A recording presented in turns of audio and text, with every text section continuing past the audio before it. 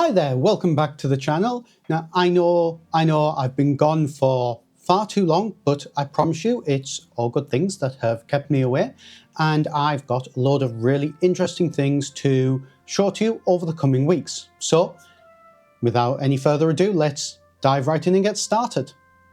So, as some of you may remember, a good while ago now, I picked up the Blitzkrieg Commander British Starter Army for Northwest Europe and painted it up on the channel. Well, at the same time, I also picked up the Italian Starter Army, and finally it's come time to get this on the painting table.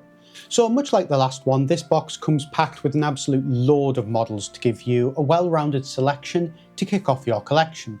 You get commanders. It says one, but in reality it's actually enough for 2 command bases I've found, 6 bases of your standard infantry, a machine gun base, a mortar base, an artillery base, which again you could probably split down into 2 bases, an armoured car, 5 tanks, this time interestingly across 2 different models of tank, and then a truck for some transport. So very much a mirror of what you get in the other starter kits in this range.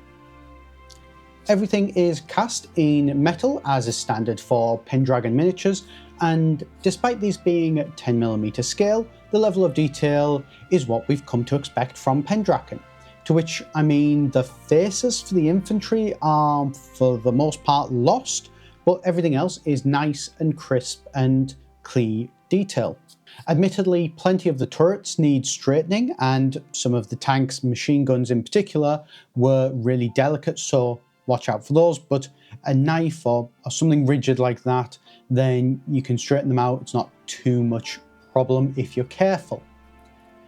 For the infantry, as always, do watch out for mold lines along their backs and on their helmets. There is also the usual bit of flash that seems to get stuck between their legs. That can do with a bit of a cleanup, but honestly, the prep for these models will be fairly minimal. I think I found that the most time I was spending was actually just sanding the bases to get them flat. Overall, I really don't have any complaints about the models themselves, and this does look like a great way to kickstart a project. So I won't waste a lot of time showing you the bare metal minis. I'll get these painted and be back to you before you know it. And here's the finished collection. Now, I know when I painted up the British, I did a whole series of videos showing you how I painted each up, and honestly I did think about doing that again this time, but then I thought, do you really need me talking you through step by step everything I did for these? I thought maybe not. And hey, though, if that is something that is of interest to you, let me know in the comments down below, and I'll see what I'll do. I can put something together. On that note, though, it is a bit strange. I did actually struggle to find some information of how to paint these, at least compared to any of the other major forces of World War II. Your British, your Germans, your Japanese, and your Americans, they seem to have a lot of guides. But for the infantry, thankfully, Sonic Sledgehammer has a great video on how to do, I think it's Alpine Italian infantry, which I'll pop down in the comments below, which I decided to adapt for this. And for the vehicles, I decided to give them a bit of a camo scheme. But overall, these were my typical 10mm painting technique of using a base coat, then a wash, then just re-establishing your base colours. I got these done in, I would say, probably about a week and a half, with just a few hours each evening to get them sorted. So what do I think about the Pendraken Italian Starter Army? Well, I think it's a solid option to start your force, definitely. And it's definitely better than buying them individually. Certainly it's a little bit cheaper, and that, which is always nice. But while I was prepping this video, I did pop up my rulebook to compare this against my British and noticed a little problem. And it's not necessarily a problem, but more of a common issue that I see in a lot of these starter style boxes that you get from companies, in that the starter armies aren't balanced to play against one another. And what I mean by that, and why I find that such a criticism, is that compared to, let's say, you and a couple of friends wanted to give Blitzkrieg Commander a try, and you decided to pick up the British force, and then your friend decided to pick up the Italian force.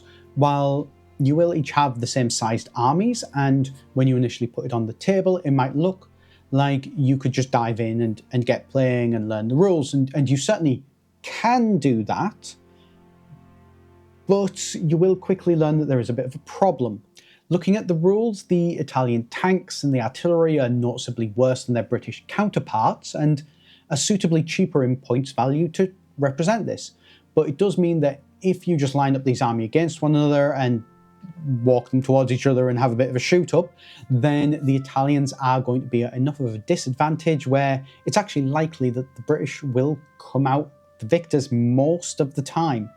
And honestly, my experience is that people who are looking at getting into a game for the first time, trying out a new skill, a new rules set, seeing if it's something that's right for them and learning the rules, that's exactly the sort of game that they're going to have for the first, certainly time, normally a good couple of times while they're getting to grips with everything.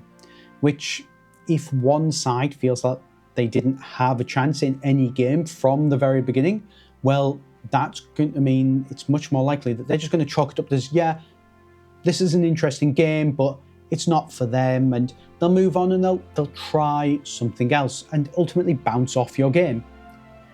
This isn't a specific criticism levied against Pendraken here. Again, can't reiterate that enough.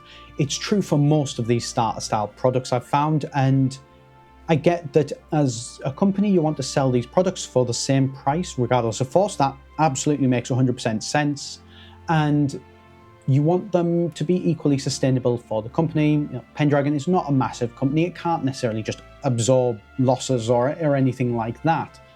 And so same size forces make sense. But then again, these starter armies, and I can't stress the word starter enough there, they're for starting out, for people who are trying out your product line and trying out your game. And new players aren't going to be factoring in your company profits when working out if a game is fun for them.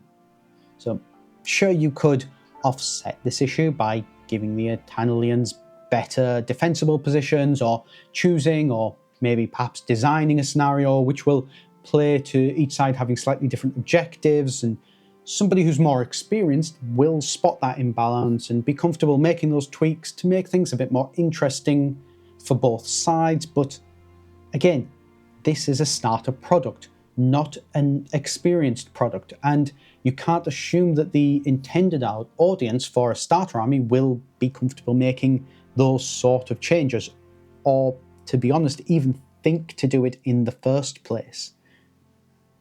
So that ultimately, that is my takeaway, that this is a great little box, and if you've got something in mind that you want to do, it's an excellent start to an Italian army.